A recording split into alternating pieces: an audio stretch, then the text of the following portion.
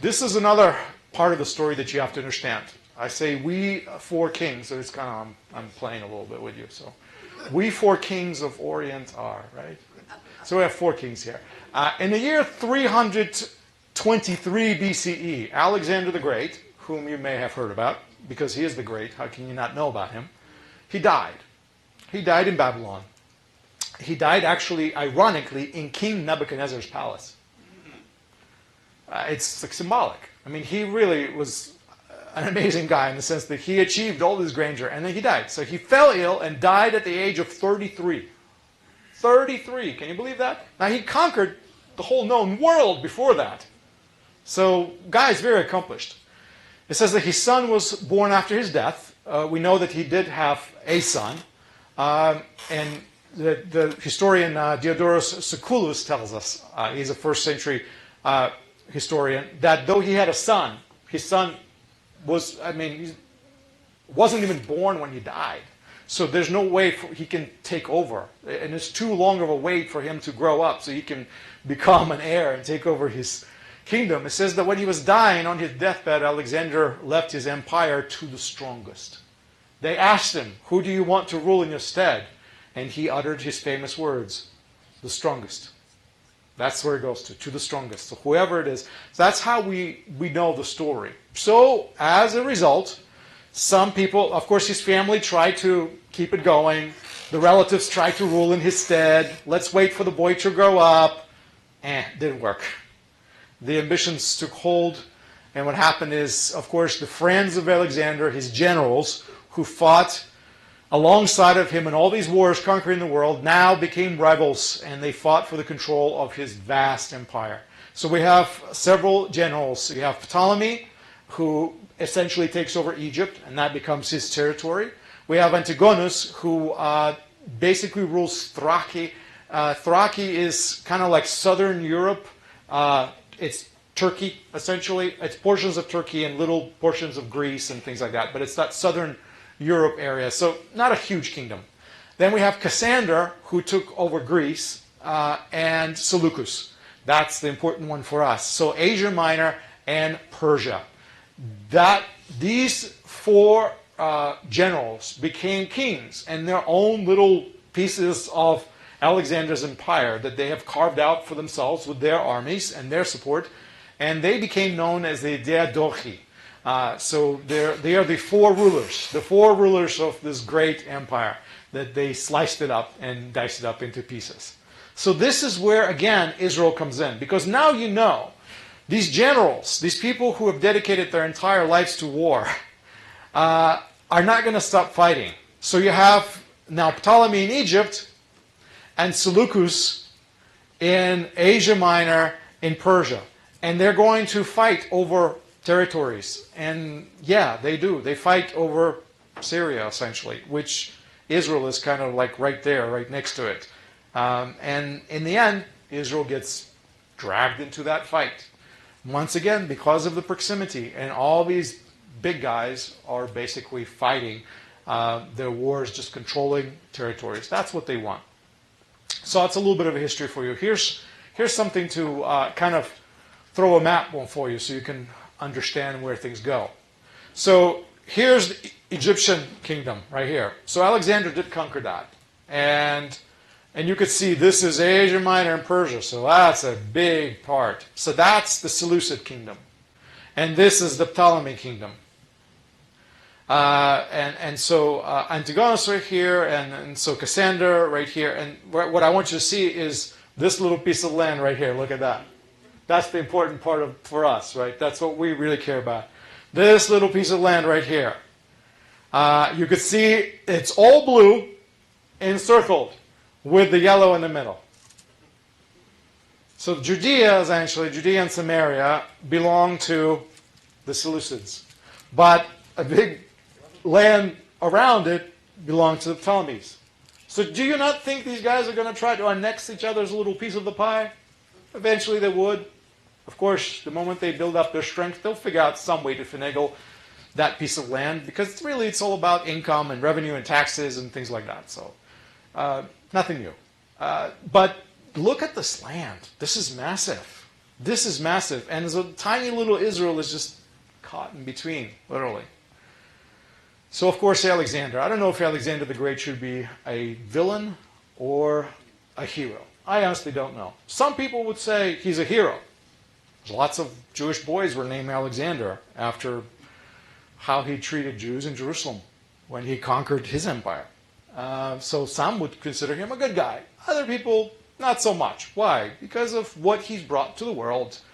In the end, his conquering conquests ended, and then he had destruction and more war and more plunder. So Alexander was born in 536 BCE. 356, I'm sorry. So Alexander is born in 356 BCE. He's born in Macedonia. He's Macedonian. He's not really Greek. Well, he's Greek, but Macedonia is a very particular part of Greece. So he becomes king of Macedonia at the age of 20. His father dies, he becomes king.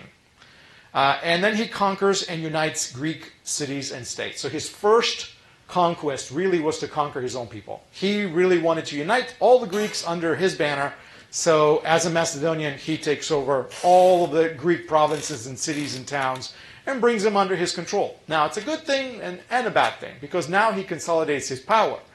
And in the year 334, he begins his campaign to conquer the Persian Empire. Now, I have no idea why he decided that that was necessary, but he felt that that's what needed to be done. And so he gets to conquer the Persian Empire, which at that point includes Judea. The Jews are part of the big Persian conglomerates, because at that moment, those were the latest conquerors that came and got us. So now, yeah, so that's what he gets. So he decides to go after them, and that means going after Judea as well. So Darius III was the king that controlled, at that point, what is known as Judea, or what we know as Israel back then. So, not sure if Alexander is a villain or a hero. It depends. I'll leave that judgment up to you. But this is his empire. And this is really what precedes all these events of Hanukkah and all of that stuff. So here's Macedon right here. And you can see how he goes through, and he conquers all these lands, and he keeps moving down. And then he comes down here, south, and tracks through Egypt, takes that over, comes back and keeps on going into Babylon. And then he keeps going south and all the way into the territory of what we call Pakistan today, and Afghanistan, Kazakhstan, Uzbekistan, all of these countries that we know, like he conquered them all. Pakistan came up right next to India, basically almost all the way up to India. This is a massive empire.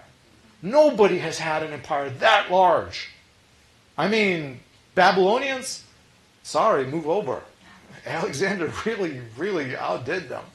Persians, yeah, they all had great conquests, but nobody took that much land. So he was able to do that. Definitely a brilliant commander, if anything.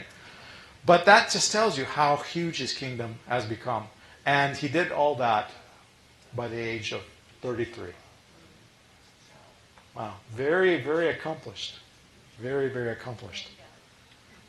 So, serious stuff. Well, something positive or maybe negative what Alexander brought to the world, I want you to realize. Alexander brought to the world Greek culture, Hellenism, okay? So Alexander's teacher, it's something you understand. Sometimes who your teacher is influences a lot. And who was Alexander's teacher? His teacher was Aristotle, whose teacher was Plato. And he taught Alexander, well, he had a number of other tutors, but the most famous one we know is Aristotle. So Aristotle has authored a tremendous amount of writings. I mean, just absolutely unbelievable mind. These are the types of things that Aristotle wrote about. And he was one of the first people to cohesively and deeply explore ideas like physics, biology, zoology, metaphysics, logic, ethics, aesthetics, poetry, theater, music, rhetoric, psychology, linguistics, economics, politics, meteorology, geology, and government. These are all the things that he wrote about. And in some of these areas, he was like the pioneer. There was nobody else that wrote about those types of things. So if you go today to a university campus, a whole bunch of these things are all majors today. Exactly. People still study this. Do you realize what happened? 300-year BCE, most of these things were established. And our world is still turning on the spokes of these guys who brought this. And why? Alexander. See, Aristotle might have said all these things and thought all those things and wrote all those things, but it's Alexander who made the world Greek. And that gave them access to all this information that the Greeks had. Greeks were working on it. They were very progressive. They were developing all these new ideas. Science was just budding, right? And then that's how the world becomes Greek, because they all speak Greek, because they all got conquered by a Macedonian. So I want you to realize how much of our modern society is still influenced by these things. Now think how many years have passed. This is what has happened. This is what we call Hellenism. This is what we call Hellenistic culture. This is Hellenistic science. This is Hellenistic philosophy, Hellenistic learning. Their thought, their ideas basically took over the world. And Israel is caught in the middle of it. Do you think we're not going to get affected by all that? Do you think we're not going to be impressed, by the way? Which is why in Jerusalem, some priests said, let's go the Greek way. Look at these guys. They're amazing. Why are we so backwards, and why are we not progressing like they do? So that's the story. That's really where Hanukkah comes in, up against this idea of the whole entire world becoming Greek and very progressive.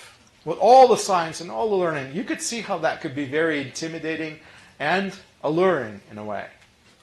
And the problem is that your society tells you, no, you have to look this way, you have to dress that way. No, don't eat that, that's not kosher.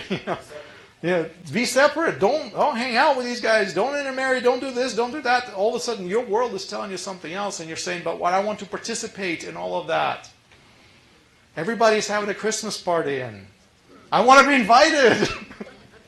I don't want to sit at home and spin my dreidel alone. So I'm playing with you now, but you get the idea. So this is where the story of Hellenism comes in. And so whether you think Alexander is a good guy or a bad guy, I don't know, but definitely is great.